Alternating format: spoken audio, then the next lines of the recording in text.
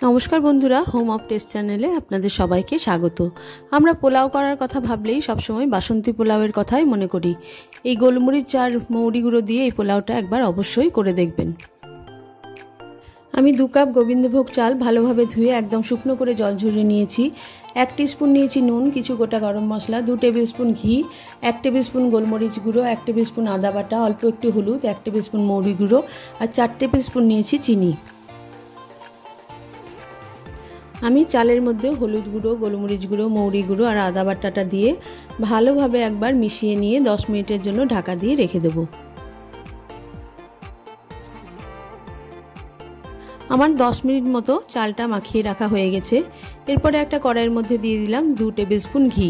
ঘিটা ভালো মতো গরম হয়ে গেলে গরম মশলাগুলো একটু থেতো করে এর ফোড়নের মধ্যে দিয়ে দিলাম। গরম মশলা থেকে সুন্দর গন্ধ বেরোতে শুরু করেছে। এবার দিয়ে দিলাম মাখিয়ে রাখা চালটা।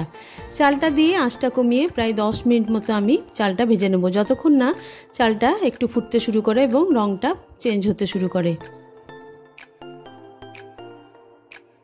দেখুন আমার চালটা খুব ভালো মতো ভাজা হয়ে গেছে। এই অবস্থায় আমি দিয়ে দিলাম স্বাদ মতো নুন ও 4 টেবিল স্পুন যে চিনিটা নিয়েছিলাম সেটা। এগুলো দিয়ে একবার ভালো মতো মিশিয়ে নিলাম।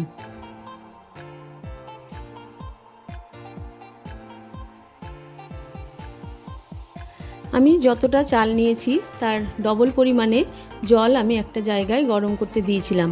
সেই জলটা দিয়ে এবার আঁচটা কমিয়ে আমি 10 মিনিটের জন্য ঢেকে রাখব।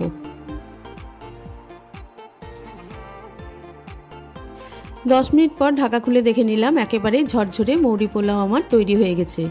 চালটা সেদ্ধ হতে একটু কম বেশি সময় লাগতে পারে, চালের উপর সেটা নির্ভর করে। ভিডিওটা দেখার জন্য সকলকে ধন্যবাদ। আমি সব সময় কম জিনিস দিয়ে এবং কম সময়ে রান্না করে দেখাবার চেষ্টা করি। এই রান্নাটা আমার কেমন লাগলো অবশ্যই কমেন্ট করে জানাবেন।